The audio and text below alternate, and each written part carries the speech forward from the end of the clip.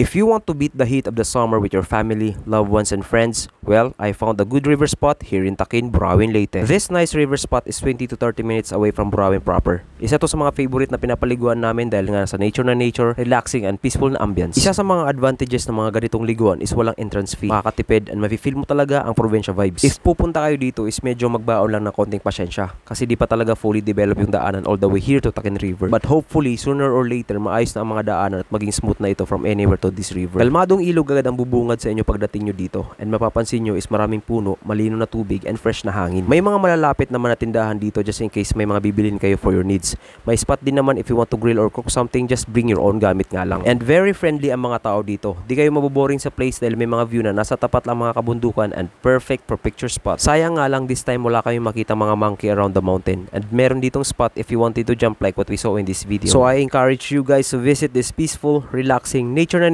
na ambience from this Taquin River, Burawin, Leyte.